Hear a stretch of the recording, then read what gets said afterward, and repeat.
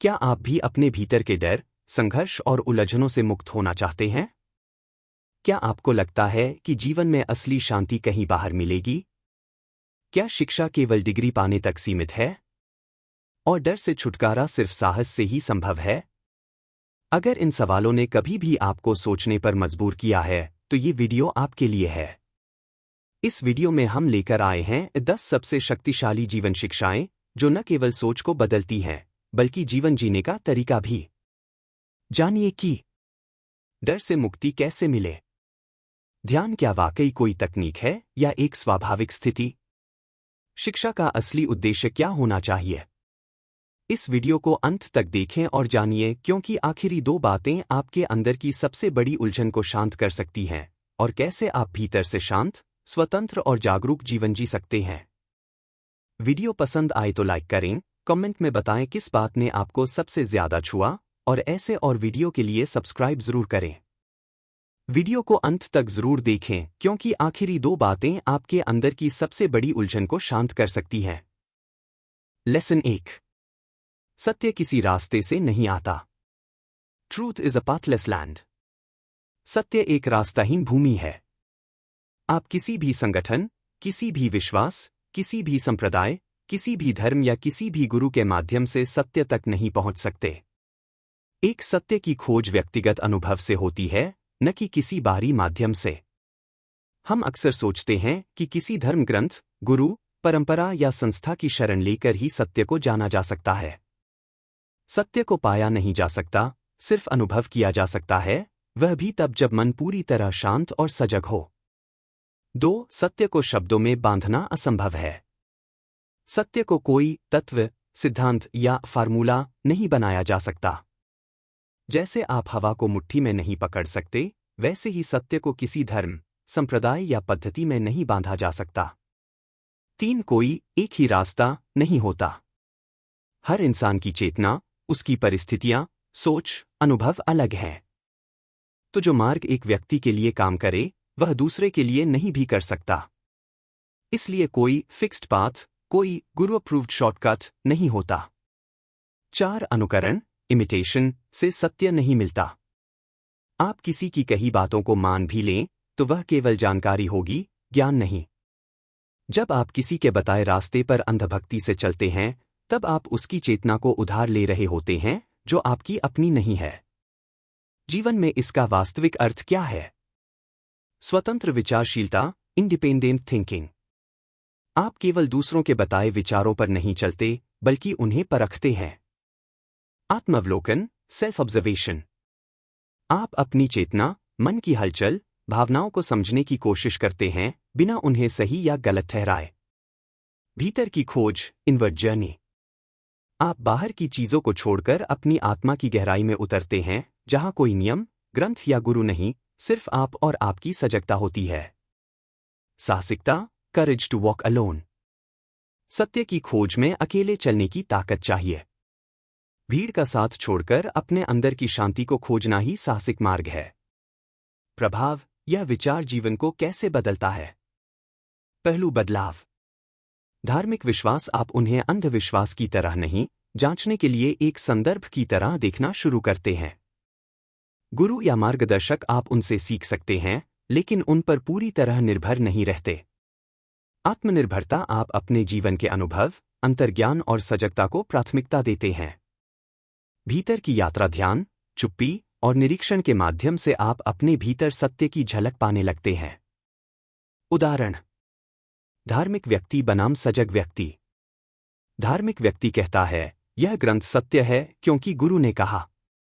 सजग व्यक्ति कहता है, मैं खुद देखूंगा कि यह बात मेरी चेतना में सच्ची लगती है या नहीं।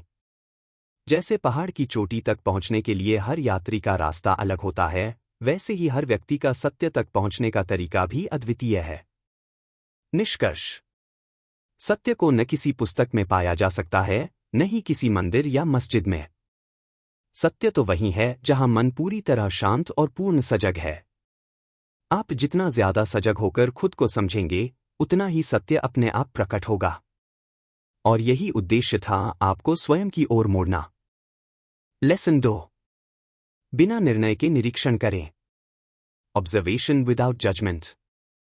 किसी विचार, भावना या घटना को देखकर उस पर सही, गलत, अच्छा, बुरा, यह मुझे नहीं होना चाहिए था, या मुझे ऐसा नहीं सोचना चाहिए, जैसी कोई मानसिक टिप्पणी किए बिना सिर्फ देखना। एक मानव मन स्वाभाविक रूप से निर्णय करता है। हम रोजमर्रा के हर अनुभव को तुरंत लेबल कर देते हैं। यह व्यक्ति अच्छा है, मुझे शर्म आ रही है, मैं कमजोर हूं, यह गलत हुआ, आदि। यह जजमेंट हमारी पुरानी यादों, संस्कारों और सामाजिक मान्यताओं से आता है। दो निर्णय एक दीवार बनाता है। जब हम गुस्से को बुरा कहते हैं तो हम उससे लड़ने लगते हैं। जब हम दुख को कमजोरी कहते हैं तो उसे छिपाते हैं। यह मानसिक प्रतिक्रिया हमें असली अनुभव से दूर कर देती है। 3 निरीक्षण केवल देखना है, बिना हस्तक्षेप के। मैं गुस्से में हूं, इसे बस देखें। अपने अंदर जो चल रहा है उसे मान लें, समझें, देखें, लेकिन उसे दबाएं नहीं, भागे नहीं, नाम न दें। उदाहरण: जैसे आप एक पक्षी को उड़ते हुए देखते हैं, न कि उसे पकड़ने की कोशिश करते हैं, न नाम देते हैं, न विश्लेषण करते हैं, बस वैसे ही अपने भीतर के भावों को देखें। इसका वैज्ञानिक और मनोवैज्ञानिक आधार: यह विचार माइंडफुलनेस और कॉग्निटिव थेरेपी का मूल भी है। जब हम अपने अनुभवों को बिना मूल्यांकन के देखते हैं तो मस्तिष्क में तनाव कम होता है और हम ज्यादा सजग, शांत और संतुलित होते हैं। जीवन में कैसे असर डालता है? स्थिति निर्णय के साथ प्रतिक्रिया, निरीक्षण के साथ उत्तर। गुस्सा, मैं गलत हूं या तुम गलत हो, गुस्सा है, चलो देखें इसे। डर, मुझे डर नहीं लगना चाहिए, डर है, यह कहां से आ रहा है। जलन, मैं बुरा इंसान हूं, इस भावना को समझते हैं। परिणाम: आप भीतर से मुक्त होते हैं। भावनाओं को दबाने की जरूरत नहीं रहती। आप प्रतिक्रिया नहीं करते, बल्कि सचेत होकर उत्तर देते हैं। मन निर्णय मुक्त, स्पष्ट और गहराई से शांत होता है। कुछ अभ्यास: 1. जब अगली बार कोई भावना आए, बस बैठ जाएं और उसे महसूस करें। कोई लेबल न लगाएं। न यह गलत है, न यह मुझे नहीं होना चाहिए। 2. आंखें बंद करके 5 मिनट खुद को देखें। मन में जो भी आ रहा है, बिना टोकने, बिना निर्णय किए देखें। 3. अपने शरीर के भावों को महसूस करें। जैसे, मेरे सीने में भारीपन है, बस महसूस करें, नाम न दें। एक संक्षिप्त कहानी से समझिए। एक व्यक्ति ध्यान करने बैठा। कुछ देर में उसे गुस्सा आया। उसने सोचा, ध्यान में गुस्सा नहीं आना चाहिए, मैं असफल हूं। लेकिन गुरु ने कहा, गुस्से को देखो जैसे बादल को देखते हो, वह भी आएगा और चला जाएगा। तुम सिर्फ आकाश हो जिसमें सब आता है और चला जाता है। निष्कर्ष: बिना निर्णय के निरीक्षण ही पहला कदम है आत्मज्ञान का। जब आप बिना किसी प्रयास के अपने भीतर के संसार को देखते हैं, तब मन शांत होता है और तभी सच्चा परिवर्तन होता है। लेसन 3: ज्ञात से मुक्ति ही स्वतंत्रता है। Freedom from the known. जो कुछ हमने जाना है, हमारा अतीत, हमारी मान्यताएं, हमारी सोच की सीमाएं, वही असली बंधन है। जब तक हम ज्ञात से चिपके रहेंगे, तब तक कुछ नया कभी नहीं जान पाएंगे। आपका मन जिन बातों को पहले से जानता है, जैसे धर्म, परंपरा, संस्कृति, विचारधारा, बचपन की सीख, उन्हीं के आधार पर आप हर चीज को देखते हैं। लेकिन सच्ची आंतरिक स्वतंत्रता तभी मिलती है जब आप इन पुराने ढांचों से बाहर निकलते हैं। 1. ज्ञात क्या है? जो कुछ आप जानते हैं, आपके धार्मिक विश्वास, संस्कृति, शिक्षा, अनुभव, संस्कार, ये सभी ज्ञात के क्षेत्र में आते हैं। यह सब आपके दिमाग की स्मृति, मेमोरी से बना है। 2. ज्ञात सुरक्षा देता है, लेकिन बंद करता है। हम इन पुरानी बातों से सुरक्षा महसूस करते हैं, जैसे, मैं हिंदू हूं, मेरा धर्म श्रेष्ठ है, यह गलत है, वो सही है। पर जब हम सिर्फ इन्हीं सीमाओं में सोचते हैं, तो मन खुल नहीं पाता। 3. अज्ञात से ही नयापन आता है। जीवन एक गतिशील प्रवाह है, पर यदि आप हर चीज को पुराने चश्मे से देख रहे हैं, तो आप उसी को बार बार दोहराएंगे। जो कुछ नया है, वह ज्ञात के बाहर है। वहां पहुंचने के लिए पुराने विचारों की कैद को तोड़ना जरूरी है। उदाहरण से समझें। एक बच्चा नई भाषा जल्दी क्यों सीखता है? क्योंकि उसके पास ज्ञात का भारी बोझ नहीं होता। वह खुला होता है, जिज्ञासु होता है। ध्यान करते समय अगर आप सोचें, ध्यान ऐसे किया जाता है, तो आप पुराने ढांचे में फंसे हैं। पर अगर आप सजग होकर देखें कि अभी क्या घट रहा है, तो आप नए अनुभव को अवसर देते हैं। ज्ञात कैसे जीवन में बंधन बनता है? ज्ञात परिणाम: सिर्फ मेरा धर्म सही है, अलगाव, अहंकार। पैसा ही सफलता है, निरंतर चिंता और प्रतिस्पर्धा। मुझे ऐसा नहीं सोचना चाहिए, आत्मदमन, अपराधबोध। यह मेरा अनुभव है, इसलिए यही सच है, सीखने की समाप्ति। जितना ज्यादा आप ज्ञात से चिपके रहते हैं, उतना ही आप जीवन से दूर होते हैं। ज्ञात सीमित है, और सीमित चीज कभी असीम सत्य को नहीं छू सकती। जीवन में प्रभाव, लाइफ इम्पैक्ट। आप पुराने विश्वासों को सवालों से देखने लगते हैं। आप पूछते हैं, क्या यह मेरा अपना विचार है, या किसी ने मेरे भीतर डाला है? आप हर पल को नएपन से देख पाते हैं। आप बच्चों की तरह ताजगी से चीजों को देख पाते हैं, क्योंकि कोई पूर्व धारणा नहीं होती। आप बदलाव से डरते नहीं। जो व्यक्ति ज्ञात से बंधा नहीं है, वही सहजता से नई चीजों को अपनाता है। असली रचनात्मकता जन्म लेती है। नया विचार, नई दृष्टि, नई चेतना वहीं आती है, जहां पुरानी सीमाएं समाप्त होती हैं। प्रेरणादायक वाक्य: स्वतंत्रता यह नहीं है कि आप जो चाहें वो करें। स्वतंत्रता तब आती है जब मन ज्ञात की कैद से मुक्त होता है, जब आप हर क्षण को जैसे वह है, वैसे देख पाते हैं। कुछ अभ्यास, practices to apply this lesson. हर दिन एक विचार को पकड़े और पूछें, क्या यह मेरा अनुभव है, या समाज ने डाला है? जैसे, मुझे सफल होना है, क्यों? किसके लिए? 2 ध्यान में बैठकर अपने मन की पुरानी आवाजों को केवल देखें। उन्हें जज न करें। 3 जर्नल लिखें, मेरे 5 सबसे गहरे विश्वास क्या हैं, और उन्हें चुनौती दें। निष्कर्ष: ज्ञात से मुक्ति ही सच्ची शुरुआत है, सीखने की, समझने की और जीने की। जहां मन खाली होता है, वहीं नई चेतना जन्म लेती है। लेसन 4: संबंध एक दर्पण है। Relationship is mirror. आपका हर संबंध, चाहे वह जीवन साथी से हो, माता पिता से हो, बच्चे, मित्र या सहकर्मी से हो, वो एक दर्पण है। दूसरे लोग हमारे आंतरिक भावों, अपेक्षाओं, असुरक्षाओं और सोच को प्रतिबिंबित करते हैं। हम जैसा सोचते हैं, अनुभव करते हैं, वैसा ही हमें दूसरों से दिखाई देता है। एक रिश्ता केवल दूसरा व्यक्ति नहीं है, वह एक मनोवैज्ञानिक आईना है। जब कोई व्यक्ति हमें नाराज करता है या दुख देता है, तो हमें सिर्फ उसकी गलती नहीं देखनी चाहिए। हमें यह देखना चाहिए कि हमें गुस्सा क्यों आया। क्या हमारी कोई छिपी अपेक्षा टूटी? क्या हमारा अहं, ईगो, आहत हुआ? दूसरों के प्रति आपकी प्रतिक्रियाएं आपकी आंतरिक स्थिति को दर्शाती हैं। उदाहरण: यदि आप बार बार उपेक्षित महसूस करते हैं, तो शायद आपके अंदर स्वीकृति की भूख छिपी है। यदि आप हर बात में आलोचना ढूंढते हैं, तो शायद आपके अंदर असंतोष और भय है। 3 रिश्तों में संघर्ष आत्मज्ञान का अवसर है। हर बहस, हर भावना, हर दर्द खुद को जानने की एक खिड़की है। अगर आप ध्यानपूर्वक देखें, तो रिश्ते आपको सिखाते हैं कि आप कौन हैं, न कि सिर्फ सामने वाला क्या कर रहा है। जीवन में असर क्या बदलेगा? आप प्रतिक्रिया करना छोड़कर निरीक्षण करना सीखेंगे। अब आप झगड़ेंगे नहीं, समझेंगे। अब आप आलोचना नहीं करेंगे, आत्मनिरीक्षण करेंगे। दूसरों को दोष देने की प्रवृत्ति कम होगी।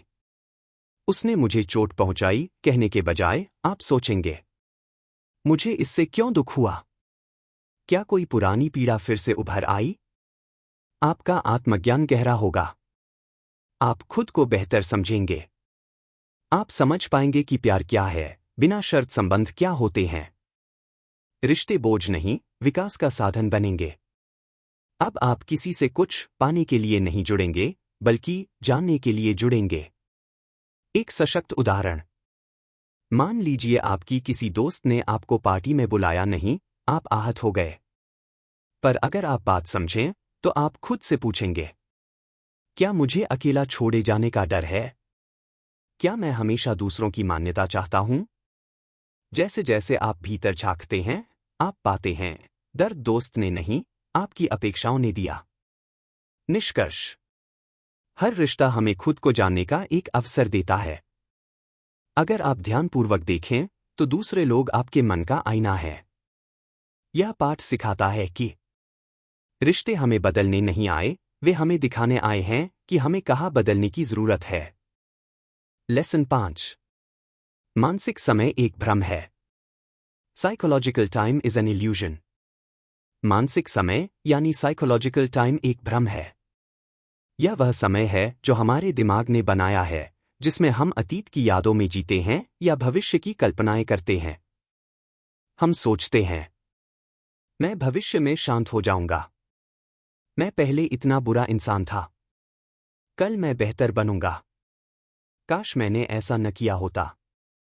इन सब में जो समय है वह भौतिक नहीं, मानसिक है। यही है मानसिक समय, और यह वास्तविक नहीं है। यह केवल विचारों का निर्माण है। जब आप गहराई से निरीक्षण करते हैं तो आप पाएंगे कि अतीत अब नहीं है, यह सिर्फ स्मृति में है। भविष्य अभी तक आया नहीं, यह केवल कल्पना है। फिर भी हमारा सारा जीवन इन्हीं दो कालों में बीतता है, या तो पछतावा, पास्ट, या चिंता, फ्यूचर। वर्तमान ही एकमात्र यथार्थ है। और जब आप पूरी तरह अभी में होते हैं, तभी वास्तविक परिवर्तन, प्रेम और समझ उत्पन्न हो सकती है। जीवन में असर एक आपका बोझ हल्का होगा। जब आप अतीत की गलतियों और भविष्य की चिंता से बाहर निकलते हैं तो मन हल्का और साफ होता है। 2 आपका फोकस मजबूत होता है। आप वर्तमान कार्य पर ध्यान दे पाते हैं, यही सच्ची माइंडफुलनेस है। 3 आप प्रतिक्रिया के बजाय जवाब देना सीखते हैं। जब आप मन के काल्पनिक समय से बाहर निकलते हैं तो आपकी प्रतिक्रियाएं स्वचालित नहीं रहती, आप सोच समझकर उत्तर देना सीखते हैं। 4 असली शांति का अनुभव होता है। जब मन क्या होगा और क्या हुआ से मुक्त होता है तो आप पहली बार भीतर की मौनता और स्थिरता का अनुभव करते हैं। एक छोटा उदाहरण, मान लीजिए आपको कोई पुराना अनुभव बार बार दुख देता है, जैसे किसी ने अपमान किया हो। हर बार आप उस घटना को याद करते हैं और खुद को या दूसरे को दोष देते हैं। आप सोचते हैं, अगर मैं उस समय ऐसा करता तो, या डरते हैं, ऐसा भविष्य में फिर न हो जाए। यह सब मानसिक समय है। इस विचार चक्र को पहचानिए और उससे बाहर आइए। वर्तमान को देखें, यही परिवर्तन संभव है। निष्कर्ष: मानसिक समय भ्रम। सच्चा जीवन वर्तमान क्षण में जीना।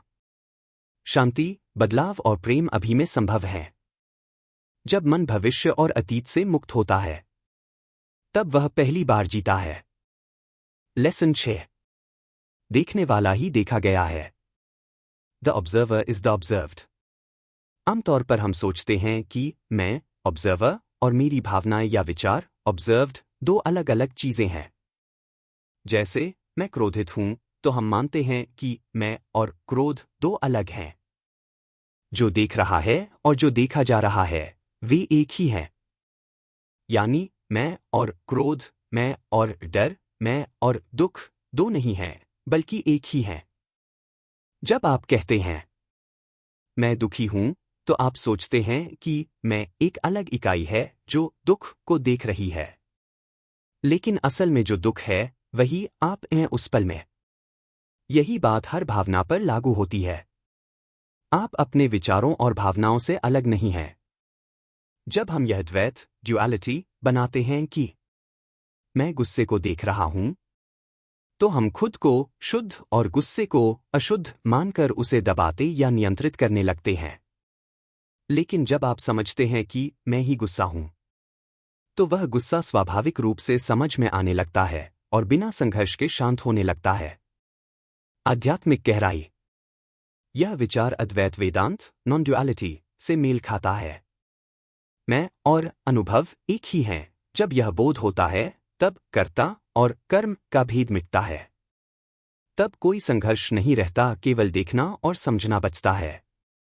जीवन में असर। एक द्वंद्व खत्म होता है, अब आप हर भावना से लड़ते नहीं, उसे अपनाते हैं। दो, भीतर की शांति आती है, क्योंकि अब आप भावनाओं को बदलने की कोशिश नहीं करते, बल्कि उन्हें समझते हैं। 3, जागरूकता, अवेयरनेस बढ़ती है, आप खुद को और दूसरों को बिना निर्णय के देखने लगते हैं।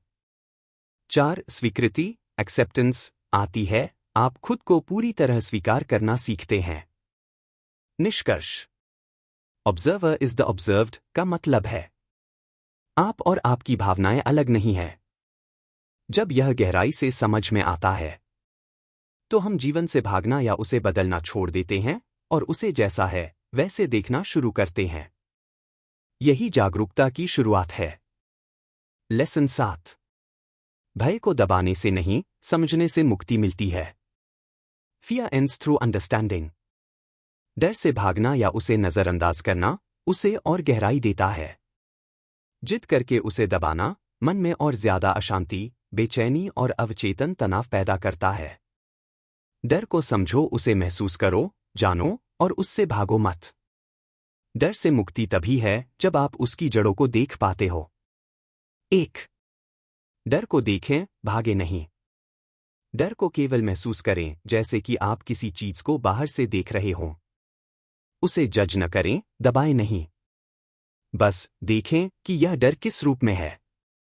क्या यह भविष्य की चिंता है? क्या यह विफलता का डर है? क्या यह किसी के खो जाने का डर है? क्या यह समाज की अस्वीकृति का भय है? जब आप इस डर को खुलकर और बिना निर्णय के देखते हैं, तभी वो स्पष्ट होता है। 2, डर की जड़ तक जाए। डर एक सतही भावना नहीं है, उसके पीछे कई बार अतीत की स्मृतियां, अनुभव और मानसिक कंडीशनिंग छिपी होती है। उदाहरण, अगर कोई बच्चा अंधेरे से डरता है, तो यह डर किसी पुराने अनुभव या कहानी से आया हो सकता है। नौकरी खोने का डर असुरक्षा की भावना से उपजा हो सकता है, अगर नौकरी नहीं रही तो मेरा अस्तित्व कैसे होगा? जब आप पूछते हैं, यह डर क्यों है? तब आप डर की जड़ की ओर बढ़ते हैं। जीवन में असर, इम्पैक्ट ऑन लाइफ।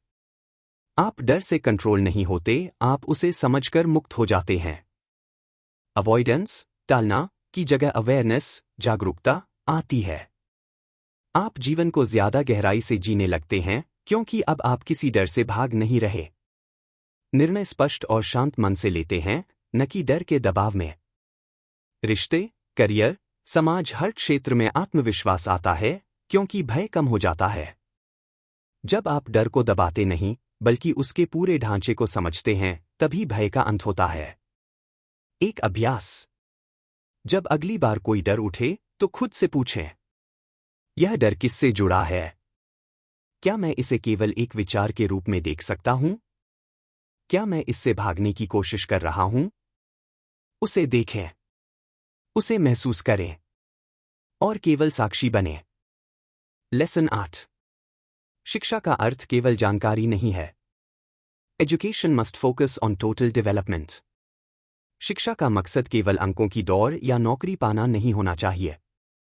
सच्ची शिक्षा वह है जो बच्चे को आत्मज्ञान, संवेदना और जीवन की गहराई समझने में मदद करे। आधुनिक शिक्षा प्रणाली सिर्फ सूचना, इंफॉर्मेशन को जमा करने का माध्यम बन गई है। बच्चों को तथ्यों, विज्ञान, गणित तो सिखाया जाता है, लेकिन उन्हें अपने डर, गुस्से, लालच, दुख और संबंधों को समझना नहीं सिखाया जाता। Intelligence is not the accumulation of knowledge but the capacity to perceive the essential, the what is. बुद्धिमत्ता का मतलब सिर्फ ज्ञान जमा करना नहीं है, बल्कि चीजों को जड़ से समझना है। आज का बच्चा परीक्षा और प्रतियोगिता के दबाव में जी रहा है। उसका ध्यान अंक, रैंक और करियर तक सीमित कर दिया गया है। पर यह सब उसे इंसान नहीं बनाता, सिर्फ एक कार्यशील यंत्र, फंक्शनल मशीन बना देता है। सच्ची शिक्षा वह है जो बच्चे को स्वयं को जानना सिखाए, प्रकृति के साथ सामंजस्य में रहना सिखाए, करुणा, कंपैशन और सहअस्तित्व को एग्जिस्टेंस को बढ़ाए, बच्चे को भीतर से मजबूत और बाहरी दुनिया के लिए सजग बनाए। जीवन में असर, इम्पैक्ट ऑन लाइफ। एक बच्चे सोचने और समझने वाले बनते हैं, सिर्फ रटने वाले नहीं। वे हर विषय में गहराई से जुड़ाव महसूस करते हैं, न कि सिर्फ मार्क्स पाने के लिए। 2. उनमें आत्मनिर्भरता और निर्णय लेने की क्षमता विकसित होती है। वे जीवन के किसी भी मोड़ पर खुद को संभाल सकते हैं। 3. समाज के प्रति संवेदनशीलता बढ़ती है। ऐसे बच्चे समाज के लिए कर्तव्यनिष्ठ और संवेदनशील नागरिक बनते हैं। 4. तनाव और भय कम होता है। क्योंकि शिक्षा जीवन को समझने और जीने का नाम है, न कि सिर्फ प्रतिस्पर्धा में जीतने का। शिक्षा का उद्देश्य एक संपूर्ण मानव का निर्माण है, जो स्वतंत्र सोच सके, प्रेम कर सके और जीवन को गहराई से समझ सके। लेसन 9. आंतरिक संघर्ष का अंत ही शांति की शुरुआत है। The ending of conflict is the beginning of peace. हमारे अंदर जो द्वंद्व, अपेक्षाएं और संघर्ष चलते हैं, वही समाज में अशांति, युद्ध और हिंसा का कारण बनते हैं। जब तक व्यक्ति के भीतर संघर्ष है, तब तक बाहरी दुनिया में भी संघर्ष रहेगा। एक भीतरी संघर्ष क्या है?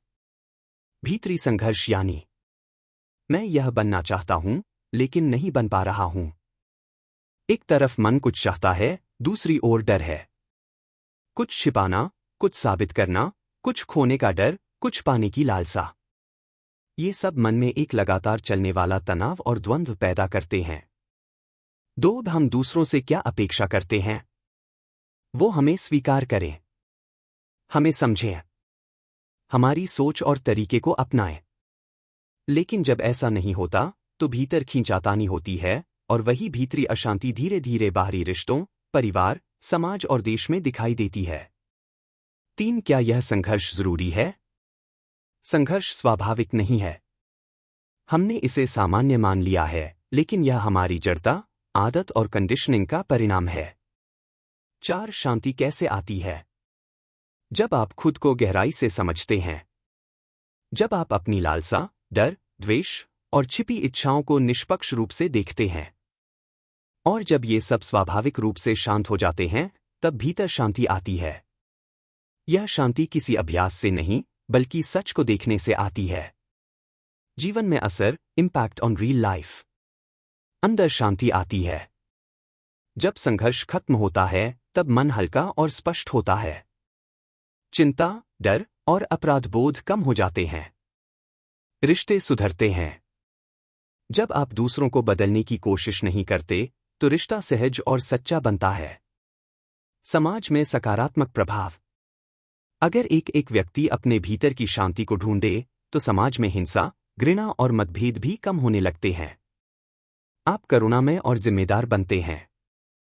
जब आप दूसरों को दोष नहीं देते, तो जिम्मेदारी अपने आप आ जाती है और साथ ही आती है करुणा। उद्धरण, quote, When you yourself are inwardly peaceful, you will create a peaceful world. जब आप भीतर से शांत हो जाते हैं, तब ही आप एक शांत दुनिया बना सकते हैं। निष्कर्ष। आंतरिक संघर्ष को खत्म करना कोई आध्यात्मिक या धार्मिक लक्ष्य नहीं है, यह मनुष्य के रूप में जीने का मूल आधार है। शांति कोई लक्ष्य नहीं, बल्कि समझ का परिणाम है। लेसन 10। ध्यान कोई अभ्यास नहीं, बल्कि एक अवस्था है। Meditation is a state of being. ध्यान कोई तयशुदा प्रक्रिया, अभ्यास या तकनीक नहीं है। यह कोई डेली रूटीन नहीं, जिसे आप एक तय समय पर करें और फिर भूल जाएं। बल्कि ध्यान एक आंतरिक अवस्था है, जिसमें व्यक्ति पूरी सजगता, शांति और जागरूकता के साथ वर्तमान क्षण में होता है। यह वह अवस्था है जहां मन पूरी तरह शांत और विचारों से मुक्त होता है, लेकिन यह कोई जबरदस्ती की गई शांति नहीं होती, बल्कि एक प्राकृतिक परिणाम होता है गहरे अवलोकन का। ज्यादातर लोग ध्यान को योगा मैट पर बैठकर, आंखें बंद कर, सांस पर ध्यान केंद्रित करने तक सीमित समझते हैं। सच्चा ध्यान तब होता है जब आप जीवन को गहराई से देखना शुरू करते हैं। ध्यान का मतलब है बिना किसी पूर्व धारणा या निर्णय के देखना। इसका अर्थ है अपने विचारों को देखना, अपने डर, लालच, इच्छाओं और प्रतिक्रियाओं को देखना, और यह देखना कि क्या हम अपने मन को समझ पा रहे हैं या सिर्फ उसे कंट्रोल करने की कोशिश कर रहे हैं। जब आप देखना शुरू करते हैं बिना हस्तक्षेप के, तब मन स्वतः ही शांत हो जाता है। और यही शांति ही ध्यान है, बिना प्रयास की सजगता। जीवन में असर। आंतरिक गहराई से जुड़ाव। आप अपने भीतर की परतों को देखने लगते हैं, बिना उन्हें दबाए या उनसे भागे। विचारों से दूरी। आप यह समझने लगते हैं कि विचार केवल यादों और कल्पनाओं का संग्रह हैं और आप उससे परे हैं। सचेत जीवन। हर पल में पूरी तरह से जागरूक रहना, चाहे खाना हो, चलना हो, बोलना हो, सब ध्यान बन जाता है। तनाव और उलझनों से मुक्ति। जब विचारों का हल्ला शांत होता है, तब शुद्ध स्पष्टता और सहजता आती है। निर्भरता समाप्त। आप किसी गाइड, गुरु या किताब पर निर्भर नहीं रहते। ध्यान अब एक खोज नहीं, बल्कि आपका स्वभाव बन जाता है। निष्कर्ष। ध्यान कोई अलग थलग क्रिया नहीं है। यह पूरे जीवन में फैल जाने वाली सजगता है। ध्यान तब होता है जब आप पूरे जीवन को बिना भय, लालच और अपेक्षा के देखते हैं। तब न कोई करने वाला होता है, न सोचने वाला, केवल देखना ही बचता है। और उसी देखना में स्वयं की गहराई का दर्शन होता है। यहीं से असली शांति और आनंद की शुरुआत होती है। अंतिम निष्कर्ष, फाइनल कंक्लूजन। एक बीमार समाज में अच्छी तरह समायोजित होना स्वास्थ्य का संकेत नहीं है। इसका मतलब है केवल समाज के अनुसार जीना ही जीवन नहीं। खुद को समझना ही असली स्वास्थ्य है।